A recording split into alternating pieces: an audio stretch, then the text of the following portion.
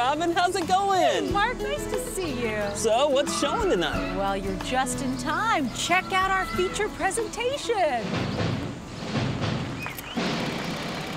Coming up today on Arizona Highways, a glorious rafting trip in the shadow of the Hoover Dam and the Black Canyon. Plus, a trip to Rosie's Den can only mean two things, food and lottery tickets. We'll explain. And later, he is the only one left.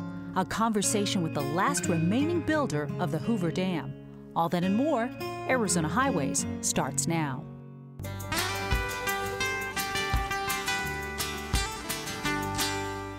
You are about to see one of the world's greatest engineering feats. It is an extraordinary example of man controlling nature. Simply put, the Hoover Dam changed the world. Today on Arizona Highways, we're going to take you on a special tour of the dam. You're going to get a chance to see places few people have ever seen. Just like with the ancient pyramids, one look at the Hoover Dam and you stand in awe in the shadow of its sheer magnitude. We're on the roof of the power plant looking up the dam. We have a 500-foot lake on the other side. That's called pressure, obviously. I think it's 45,000 pounds per square foot.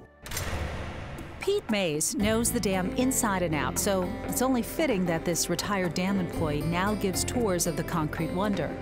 Today, he takes us to places no tourist has seen since that tragic day of 9/11. It's Portland blocks, 5 foot tall. They were from 25 feet square up to 60 feet square, all interlocked. So it's like a jigsaw puzzle. The concrete blocks for the dam were poured one by one, row by row. Remember, each of those blocks was only 5 feet high. So that dispels the popular myth about workers falling to their deaths into concrete. You're now in the Arizona wing of the power plant, where we have 9 generators. Out of those 9, 8 of them are running. That makes a lot of noise. Each generator is 7 stories tall. You only look at the top 30 feet of the generator right here. The generators inside the dam mean power for the southwestern region. And you might be surprised at which state gets the most. We actually distribute 56% to Southern California, 25% Southern Nevada, 19% to Arizona. That's set by law, federal law. The building of the dam was a marvel of its own, with men taking on the task of taming the Colorado River. It had to be diverted around the dam site through 4 50-foot diameter tunnels, 2 on each side of the river, drilled through canyon walls. There are tunnels everywhere. They put over 2 miles of tunnels inside the dam for maintenance, inspection, and air ventilation. And in those tunnels, they've also put in gauges, like 930 gauges in the concrete to measure temperature, stress, and strain. If you notice, the wall of the dam is arched, not straight across. The arch puts all the pressure in the canyon walls. The keyway makes each block interlock and takes all the pressure again.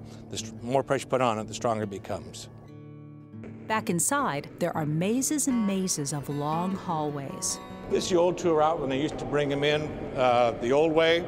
They knew before they built the dam they were going to walk people through the dam, so this is the Nevada side, and you go to the Arizona side out. The dam's construction was not just about cement and power. There is surprisingly lots of art within the structure. They just didn't want some concrete and a bunch of machinery. They wanted, and this is unusual for the government, to put in Art Deco. So they decided they were going to walk people through it in the first place. They knew that where they were building it. So they decided to put in what they call terrazzo flooring. They put in 120,000 square feet, charged government $60,000. Today it costs you about $8 million. That's just not a coating, that's 3.5 inches of marble. Norwegian-born Oscar J.W. Hansen created the winged figures of the Republic statue that stands guard on each side of the flag along the street at the top of the dam. Hansen gave them angel wings to represent America's construction skills, daring, and readiness to defend its institutions. Hoover Dam became, even during construction days, a great source of pride among the workers.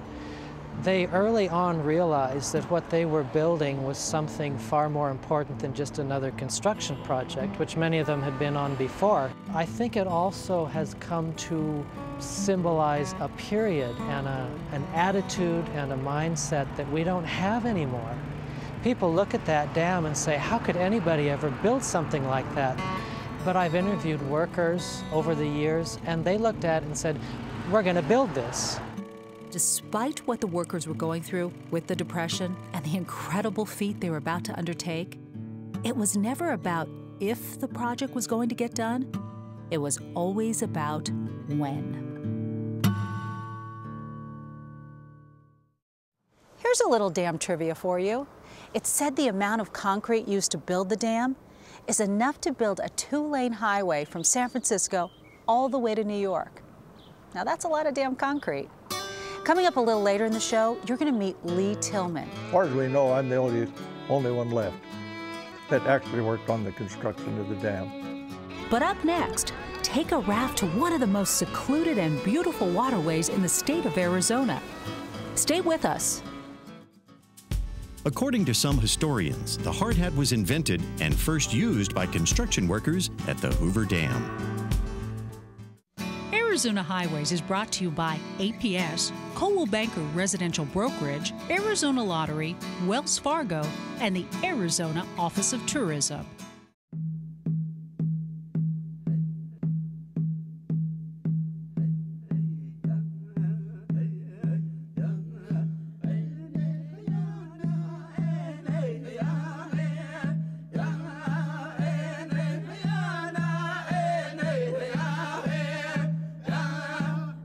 Serving Arizona for more than 120 years and looking forward to 120 more. APS, the power to make it happen.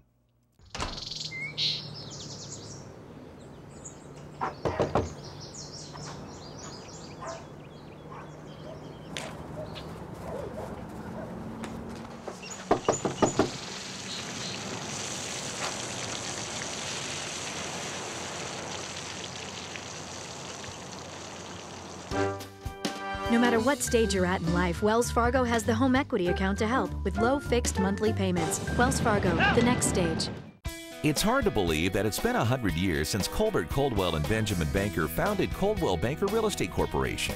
A century later, it's the oldest national real estate organization in the country, withstanding the competitive test of time with professional transactions that help families buy and sell homes. In fact, today, Coldwell Banker has more than 3,900 residential and commercial real estate offices and 126,000 sales associates in 29 countries worldwide.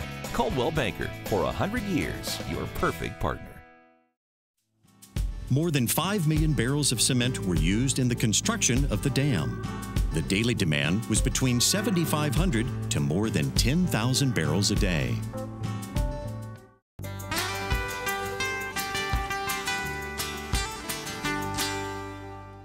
The dam is surrounded by these sheer 1,500-foot cliffs. You got to be a little careful when you're walking. And down here at the bottom is the Black Canyon. Now it's also here where you can hop on a boat and get a one-of-a-kind view of the dam. Floating quietly